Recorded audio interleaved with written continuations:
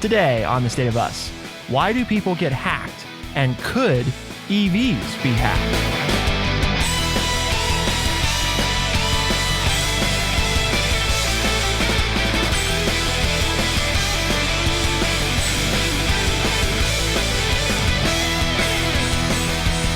Welcome to The State of Us. I'm your host, Justin T. Weller, joined today by the one and only, your friendly redneck liberal, and the senior resident historian here at True Chat, Mr. Lance Jackson.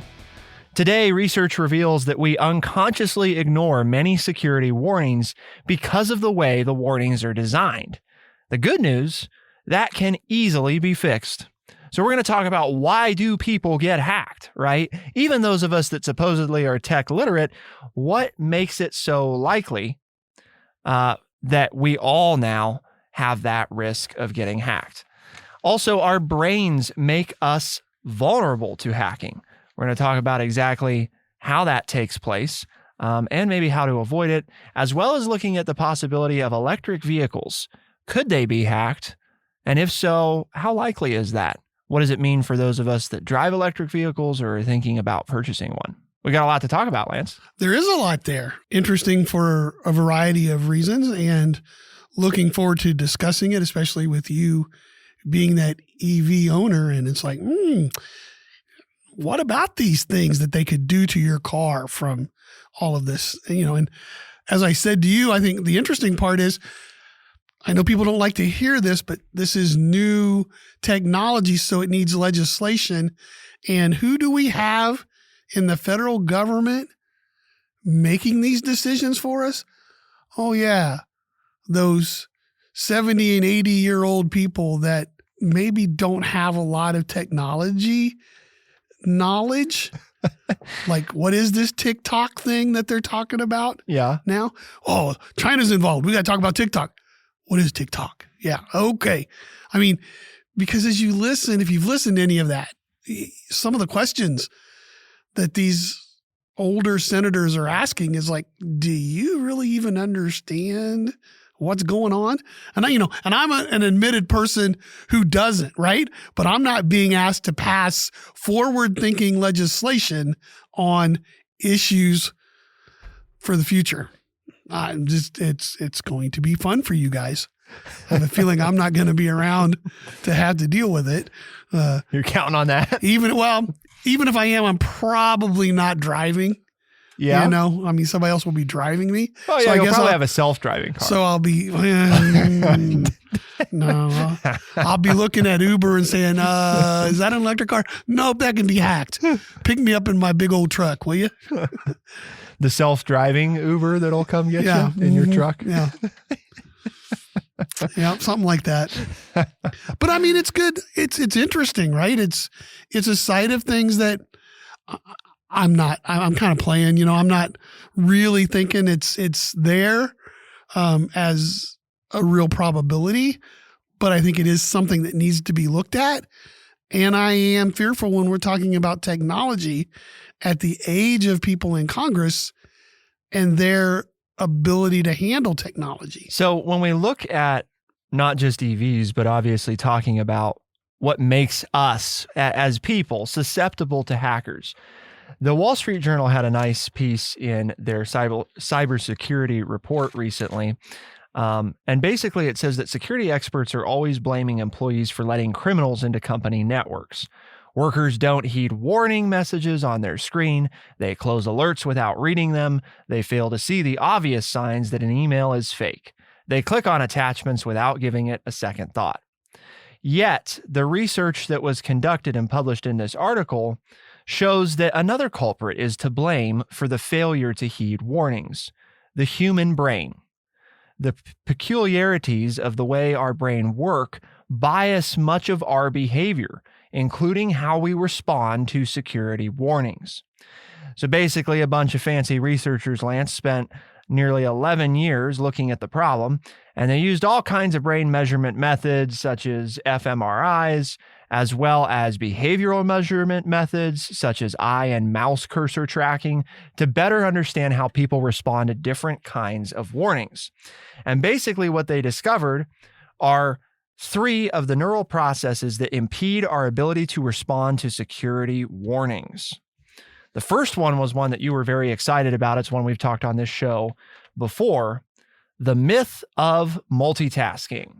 I've had run-ins with bosses over this one. They trying to convince me that, well, you can get this done. You can multitask and da, da, da, da. And then when I said, yeah, but when you and this was, 15, 20 years ago when this was all the rage, I said, but whenever you spend the same amount, a designated amount of time on multiple tasks, you're not doing your best job on any of them. Oh, you just don't understand. You're too old. You don't get it. And I'm like, this is like, amen. I mean, I've got some proof here. I wish I could find those people and let them know and say, hey, here you go. 20 years ago, I think I was on the right track. Yeah, I mean, I know you're big on authoritative sources. So do you want to hear from the Harvard Business Review or the Cleveland Clinic? Because they both have information available on the myth of multitasking. Well, to be transparent and fair, I have a family member who works for the Cleveland Clinic, so maybe we ought to go with the Harvard Business Review. So we don't have anybody working at the Harvard Business Review right now? Not that I'm aware of. Okay. No, I don't have any nieces or nephews. At least they haven't told me about it yet. Based on over half a century of cognitive science and more recent studies on multitasking, the Harvard Business Review tells us we know that multitaskers do less and miss information. It takes time, an average of 15 minutes, to reorient to a primary task after a distraction such as an email. Efficiency can drop by as much as 40%. Long-term memory suffers, and creativity, a skill associated with keeping in mind multiple less common associations, is actually reduced. We have a brain with billions of neurons and many trillions of connections, but we seem incapable of doing multiple things at the same time. Sadly, multitasking does not exist, at least not as we think about it. We instead switch tasks. Our brain chooses which information to process.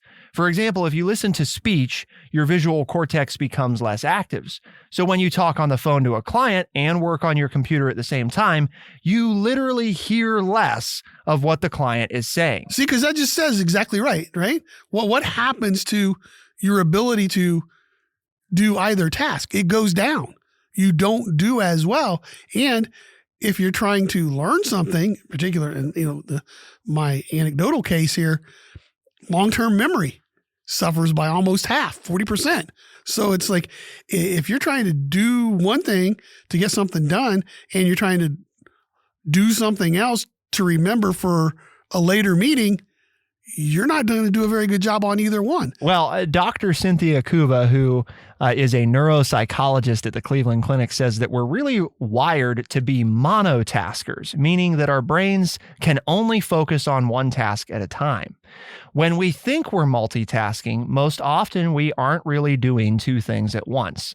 Instead, we're doing individual actions in rapid succession, or, as it's commonly known, task switching. See, this is cool when they do studies, because now they give names to stuff that I just said, because before there was no name for it. But now that we paid millions of dollars to do these studies, we now have names for task switching, huh? That's right. Okay. I'll put that in my vocabulary. I'm doing a lot of task switching here. A recent study found that just 2.5% of people are able to actually accomplish multitasking efficiently. For the rest of us, our attempts to do multiple activities at once are not actually that. Multitasking hinders your performance. Multiple studies, again from the Harvard Business Review, show that when our brain is constantly switching gears to bounce back and forth between tasks, especially when those tasks are complex and require our active attention, we become less efficient and more likely to make a mistake. You might say, well, what does any of that have to do with hacking? Well, think about it. If things are dinging on your phone or your computer constantly, right? I mean, is that where you're going here? And Exactly. That's what I'm thinking on my mind. Yep. Being a person who really doesn't use a lot of technology, but that's what I'm envisioning, right? You have something open and things keep dinging at you. Is that where you start to let your guard down? That is part of where it starts to come into play. And the other thing to think about is how our brains condition ourselves, right? If someone's listening to the car radio and looking for a parking space at the same time, they have a hard time paying attention to both tasks. To compensate for this, many of us will instinctively turn down the radio to avoid distraction. And that's a relatively minor case of interference, as the article refers to it. So it helps you focus. Yes. Listening and looking are separate mental functions, after all. So if I'm listening to music and looking for a parking space, the distraction effect isn't so bad because it's two separate mental activities. People can overcome it.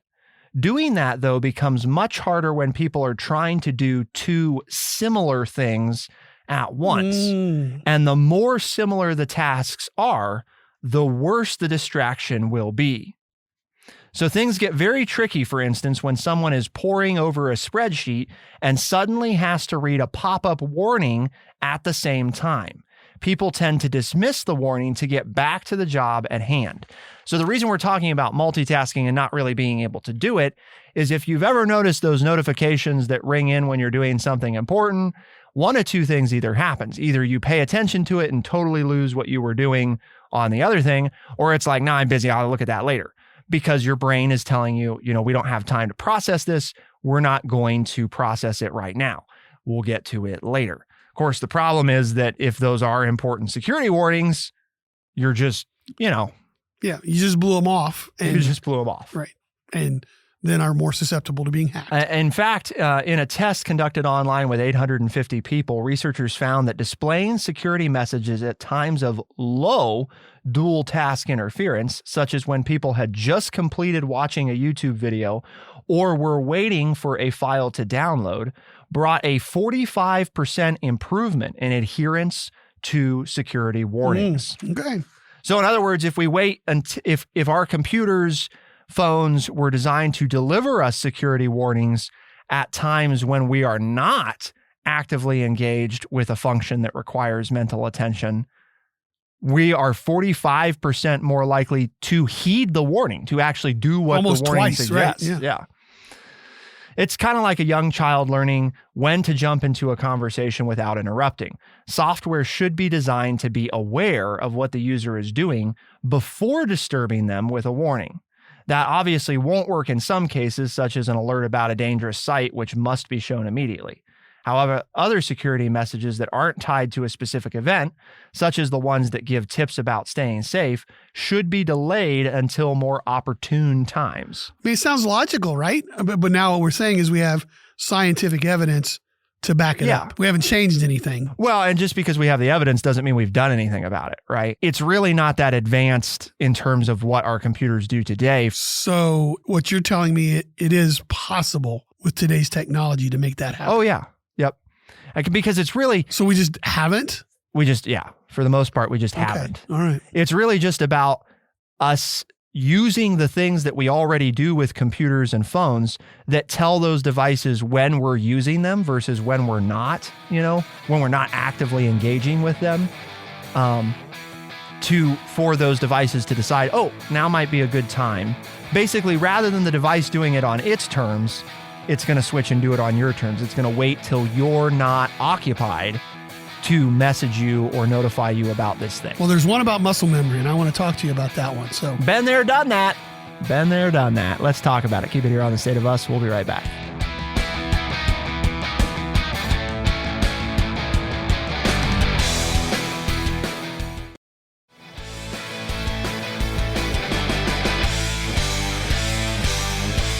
Our brains make us vulnerable to hacking. And we talked about the myth of multitasking and how interference can play a role. But been there, done that is another problem that occurs when people get used to security warnings. This is a neural process called habituation. For instance, your brain may have tuned out the sound of a fan, heater, or air conditioning unit in the room.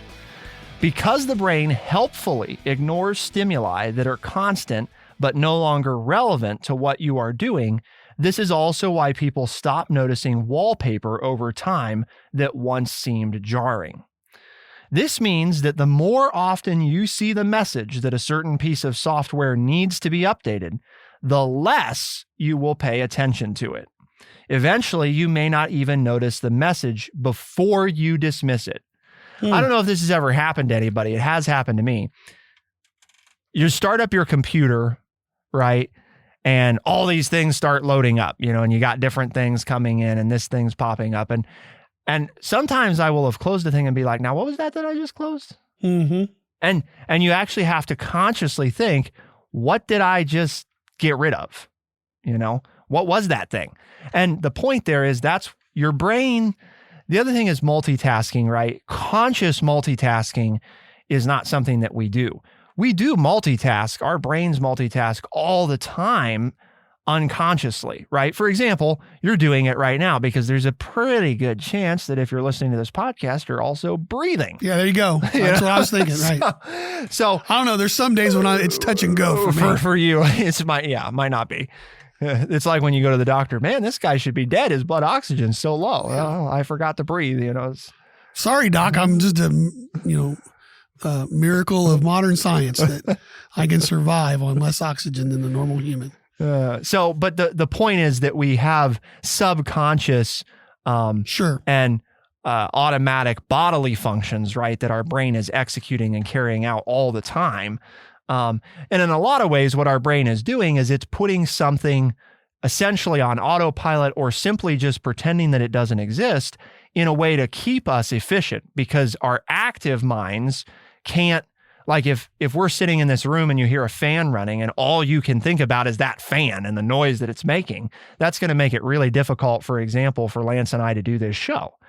So what our brains become adept at is saying, you notice it when you first come in, if you've never been here before, but you've been here for a few minutes and your brain says, hey, that's nothing to worry about. We're basically going to just forget that even exists. And you don't even really hear it anymore. You just move on. Right.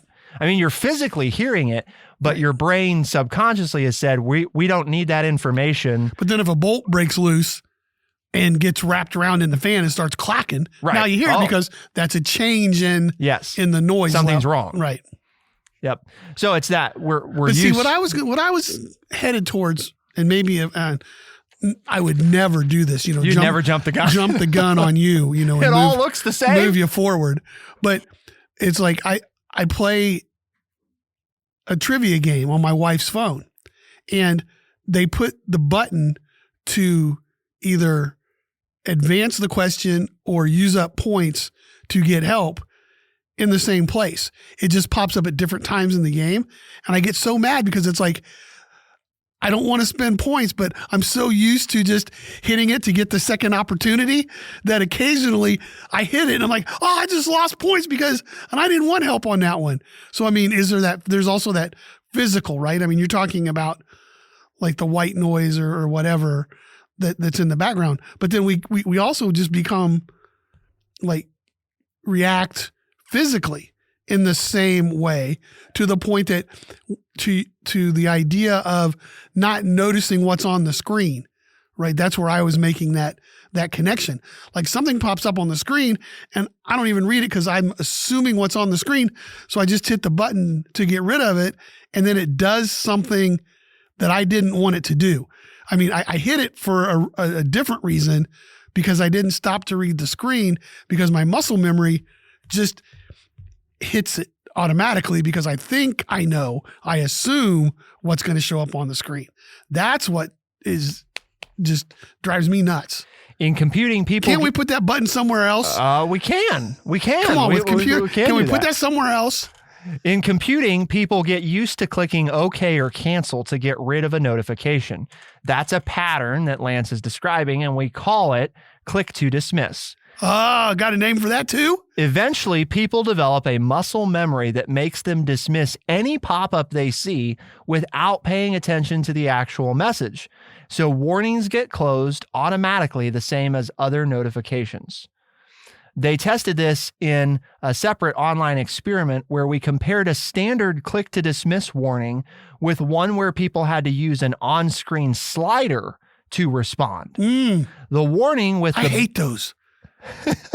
I hate swiping. That's not a normal human movement. You're not a swiper? I'm not at all. Swiper, no swipe. I'm not a good swiper. Nope. Not a good swiper at all. Okay. My wife says, answer the phone. I'm like, I can't because it says to slide it. I just got to do that. I'm like, I can't do that. It's not working, honey. I don't know what it is, but it's not sliding. Well, but see, I'll slide it across the floor so that you can answer it, but I can't slide anything on this screen. She'll say, scroll up or scroll down. And I'm like, I just lost it. I don't know where it went. It's gone. Yeah. There's a good reason, though, that you have to slide to answer a phone call. Oh, this I got to hear. On a touchscreen. This I got to hear. It's for exactly this reason. Yeah. Because we get so used to where things are on screens, right? And tapping to execute, the concern becomes that when we hear our phone ring, we've become conditioned, right, to make a decision often before we even look at it as to whether or not we're going to answer the phone right now. So our brains already, right? It starts ringing and we're processing, who could it be? Do I need to look at this? And by the time you get it out, you may notice, and I've caught myself doing this once or twice, your hand is moving for something before you've actually decided what you're going to do. Because you have to slide to answer left or right and not just tap. This is one of those actions that requires you, because if you tap, it doesn't answer, right? And it's like, oh, well, is that what I wanted to do? Oh, yeah, I get frustrated when I have to pick up my wife's phone. Yeah. No, I have to slide it to answer, right? Or slide it to hang up. And because of that, it is a different action than what you do most of the time on the phone. And that requires your brain to snap into it and say, what is that what I want to do? Or am I just, about to hit something before I thought about it? Do you remember when you had to get up out of your chair and walk to the designated space where the phone was and decide whether or not to pick it up? And when you did, you were automatically connected? Yes. See, okay, that makes sense to me because you're going through the steps, right? That's why my flip phone, I have to punch. To get the call to come in. Right. That's why, I don't slide. I don't have a phone that slides. Well, you could slide on it, but I don't know that it would do any good. I could slide across, but it wouldn't do any good at all. But remember when on my old Western shows, they're coming back with those kind of phones. They're showing old people like me with those landlines where they're actually, and now they've even got it to where you can't hear. So it types out the message so you can talk to your grandkids because you can't hear them because your hearing aid's not turned on, but you can read the screen. As long as you haven't forgotten where your glasses are. They're on top of my head at all times. At all times. Sometimes 2 pair. He has been known once or twice, folks, to have got caught with more than 1 pair on his head. But no, in all seriousness, that is interesting. That is a different motion to get you to stop in air quotes and think about what you're going to do. I had not thought about that. That's an interesting idea. To combat the problem of warnings looking similar and simply dismissing notifications, these researchers designed warnings that change their appearance each time that they're displayed, such as making the warning all red, adding an exclamation point, or zooming in or jiggling the warning. All things that would be relatively easy for any software developer to do. By varying the appearance, habituation occurred much less, and adherence improved by more than 20 percentage points, 87% compared with 64% over a 3-week trial period. So in other words, just simply by varying when, how, and what warnings look like, you will get better response. It's that same thing of if the warning shows up and looks exactly the same every time, right? Your brain is conditioned, is eventually going to do what it does with the fan and say, okay, I don't need to process this, because I've seen this before. I've seen it a lot of times before. It's not important. And even if it is important, again, you've already filed it out and said, I don't need that. So if instead of it showing up in the middle of the screen, it shows up in the top left and it's twice the size that it usually is, and it's in all red and it's, jabbing at you or something, all of a sudden, I can't ignore that because that thing, I don't know what that is, but it looks bad. That's the same as the bolt falling through the blades of the fan. Exactly. It catches your attention. Yeah, something is different. Something is wrong, and I don't know what it is, but I have to find out. I have to be taken away from what I'm doing. I have to shut that part down so that I can now decide what to do about this thing that's, an issue. Okay. Like the bolt jangling right in the fan. It's like, yeah, that something's wrong. I may not know how to fix it, but I know I got to do something about it. So, and that's kind of the same thinking here with the warnings, is that is how we improve that. So what about EVs, Lance? I mean, we talked about how our brains can be hacked, right? Mm-hmm. And basically the way that we get hacked more often than not is by the exploitation of our human fallacies, specifically that the people trying to protect us don't necessarily deploy warnings in ways that are conducive to get us to follow them. Good news is that is actually something that's fairly easily fixed, right? That's just developers have to make adjustments to how and when we receive warnings and what they look like. But could electric vehicles be hacked? We're going to talk about it. Keep it here on The State of Us. We'll be right back.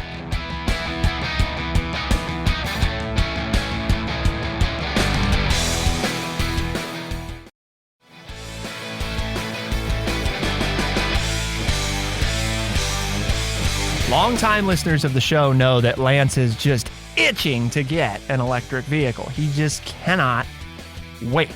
I want to.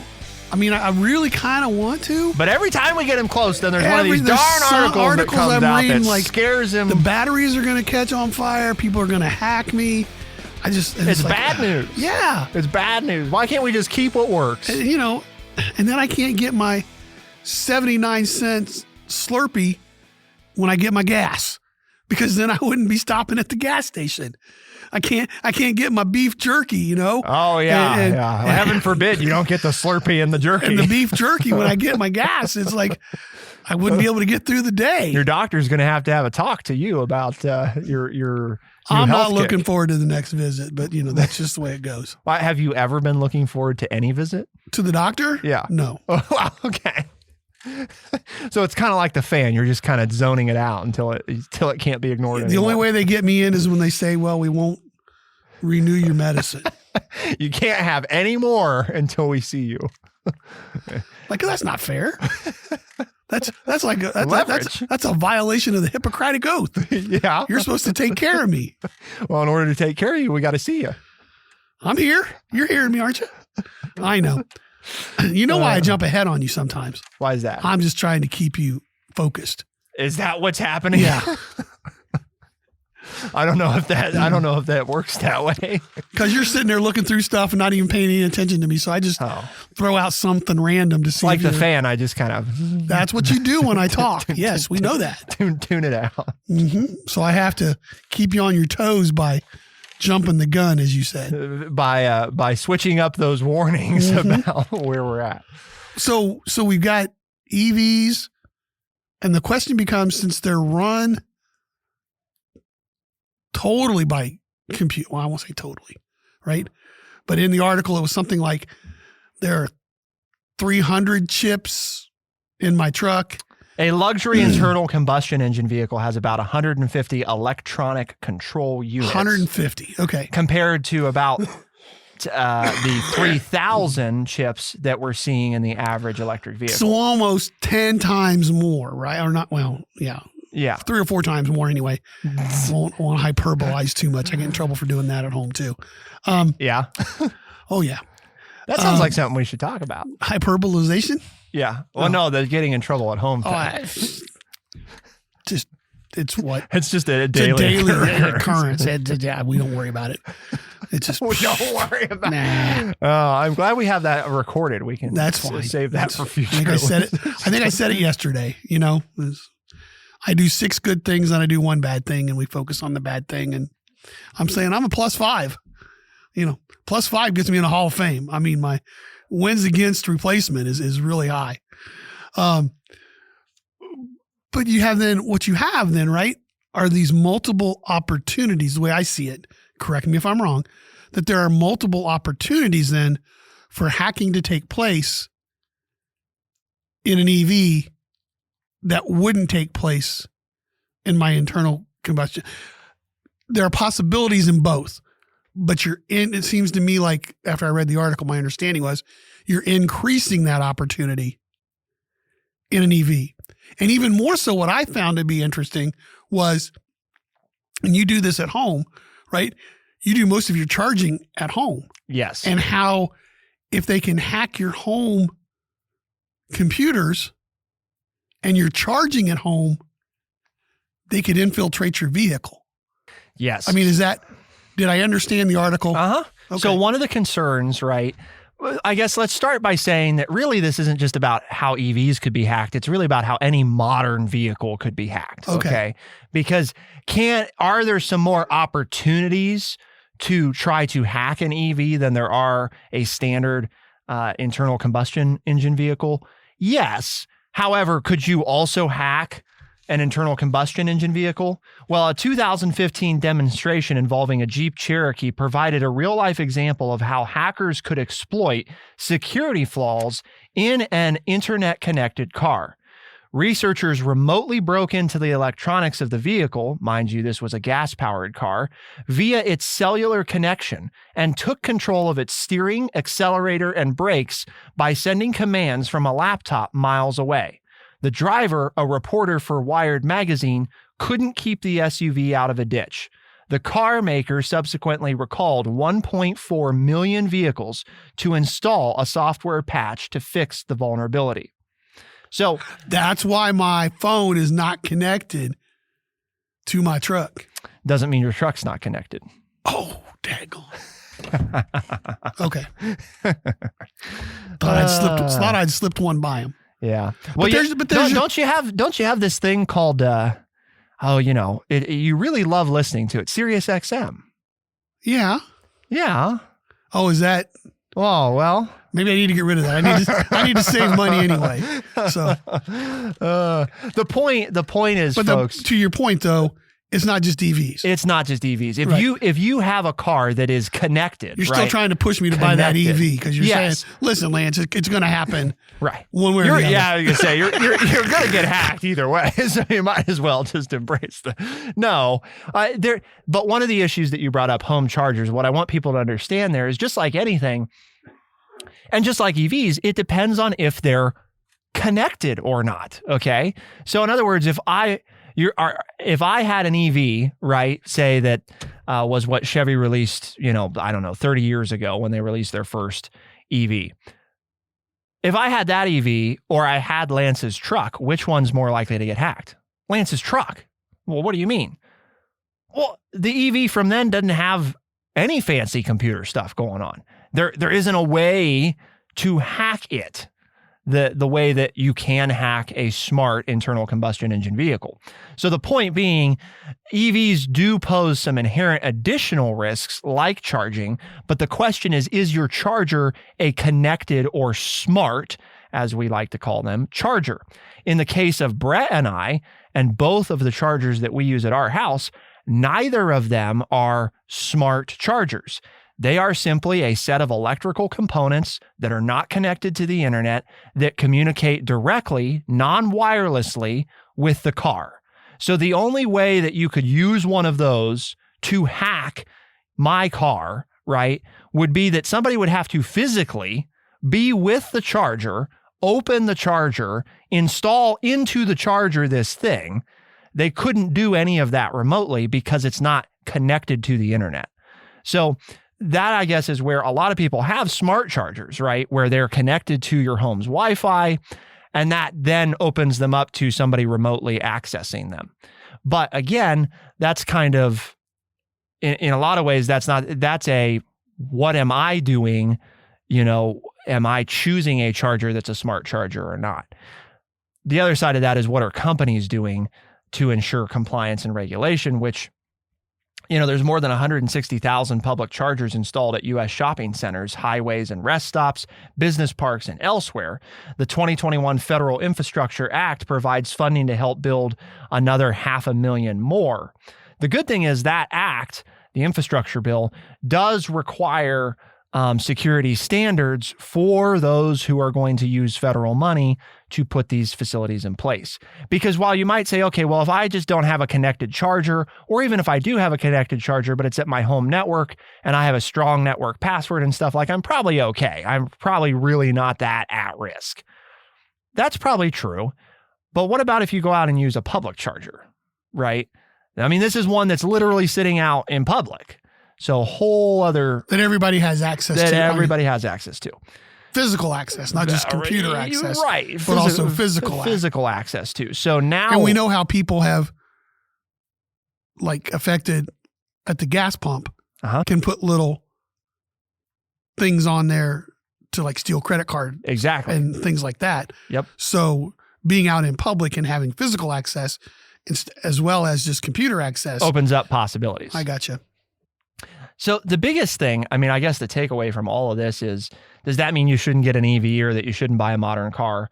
No, but I think it does mean that as consumers, one of the things that we should start doing is if you're going to go buy a new car, right, and you're going to a dealership, you should be asking questions about this. What security is in place? You know, how do I know I'll be safe? And if you're not going to buy that way, you're going to buy online, then be sure to reach out to the company and ask. Because again, the more that we do that and the more that it's clear to companies that this is important, it'll get addressed. And the occurrences of this happening, Lance, are few and far between right now in terms of practical, you know, somebody's car getting taken over and crashing because of it. The other thing is we have to remember that, you know, hackers have to have, they don't have to, but generally they have some kind of motivation, right? So what is the motivation for taking over your car and causing you to crash? Well, it would be a terrorist act. Exactly. I mean, that's what that would realistically be. Right.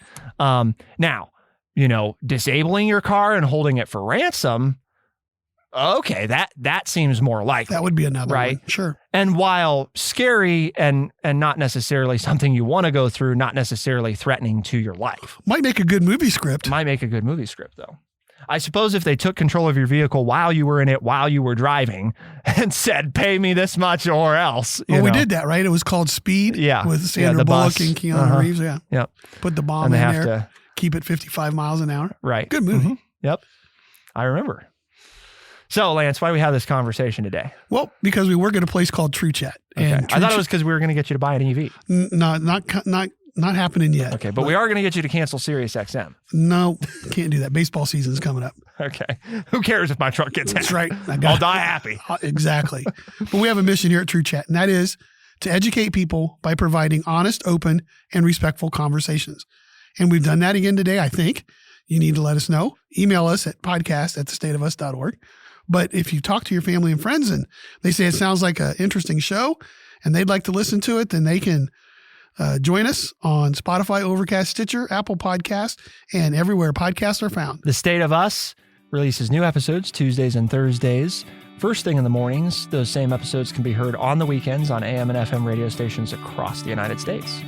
For The State of Us, I'm Justin T. Weller. I'm Lance Jackson. Special thanks to producer Bradley Butch. Thank you all, our audience, for tuning in. We'll see you next time. Be the change.